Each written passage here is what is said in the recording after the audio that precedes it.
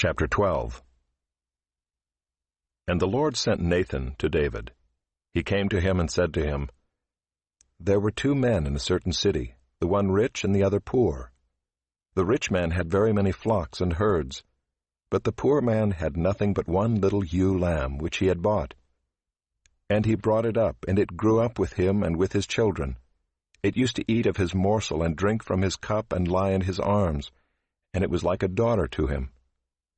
Now there came a traveler to the rich man, and he was unwilling to take one of his own flock or herd to prepare for the guest who had come to him.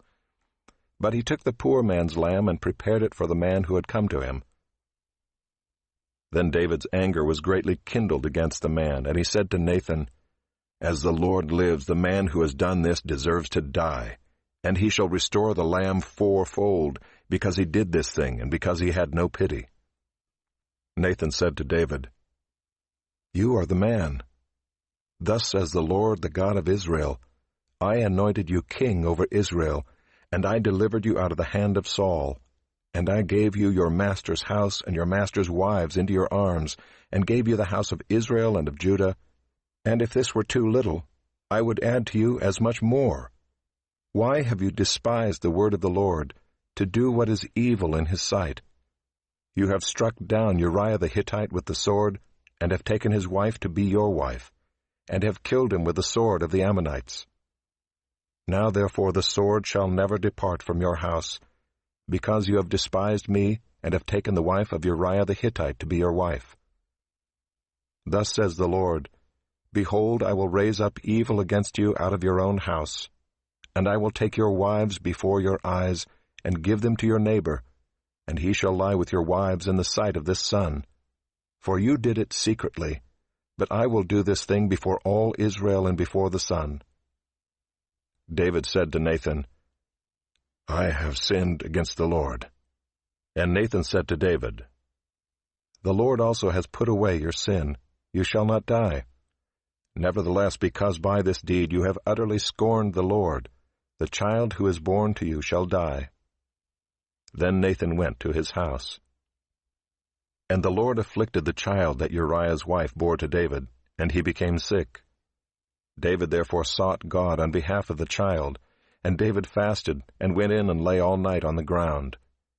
And the elders of his house stood beside him, to raise him from the ground, but he would not, nor did he eat food with them.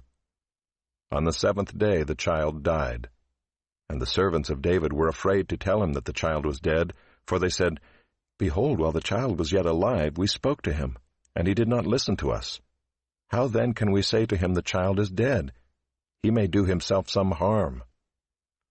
But when David saw that his servants were whispering together, David understood that the child was dead. And David said to his servants, Is the child dead? They said, He is dead. Then David arose from the earth and washed and anointed himself and changed his clothes.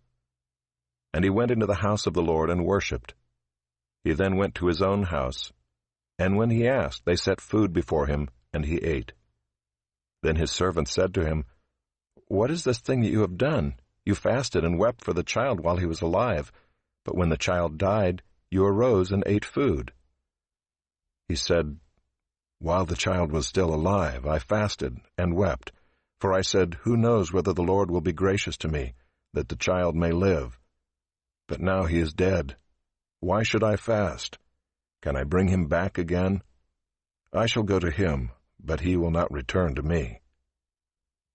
Then David comforted his wife Bathsheba, and went into her, and lay with her, and she bore a son, and he called his name Solomon. And the Lord loved him, and sent a message by Nathan the prophet. So he called his name Jedidiah, because of the Lord. Now Joab fought against Rabbah of the Ammonites, and took the royal city.